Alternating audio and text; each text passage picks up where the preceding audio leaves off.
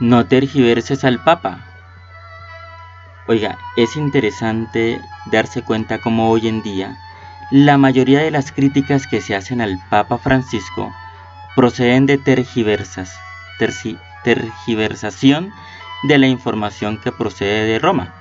Entonces, si hay un evento en Roma, de una vez van diciendo que ese evento es contrario a la doctrina. Si el Papa tiene un gesto con alguna persona, enseguida eso no es un error humano, sino que es premeditado y es muestra de su poca oración, etcétera, etcétera, etcétera. No tergiverses al Papa. Muchos critican las expresiones del Papa, pero es porque tergiversan el lenguaje, porque el lenguaje en sí mismo es limitado. Les repito, hay que leer el catecismo en sus numerales 39 hasta el 43. Allí nos aclara cómo el lenguaje no abarca la totalidad de la realidad divina. Si los filósofos ya nos han dicho muchas veces que el lenguaje no abarca la realidad, sino que solo la interpreta, pues mucho más la realidad divina, porque ellos hablan de la realidad terrena. Entonces, por favor, no tergiverses al Papa, no lo malinterpretes. El Papa, como cualquier ser humano, siempre estará hablando en un contexto determinado, a partir de unas realidades concretas. Siendo él el Papa, pues evidentemente todo lo que dice debes saber que está apoyado en el magisterio anterior, es decir, en la tradición y en la escritura. Por lo tanto, no lo tergiverses, interpreta sus palabras en coherencia con esa tradición, en coherencia con esa escritura. Hazlo así y no fallarás tú tampoco.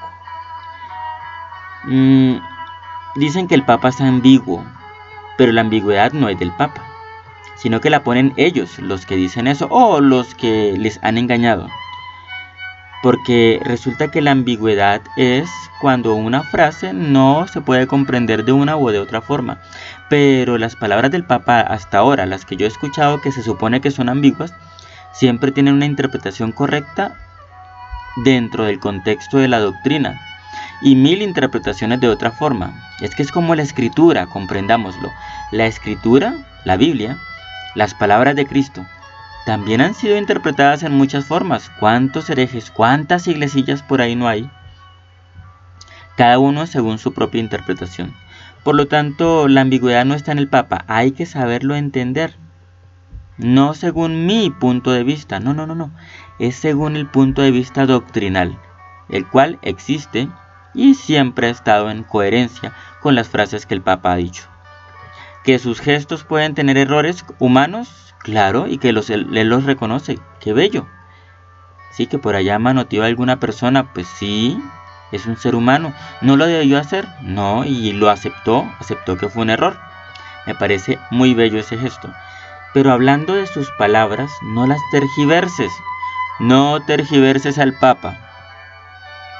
Dicen que plantea herejías, cuando cada frase está más que aclarada en por lo menos dos criterios.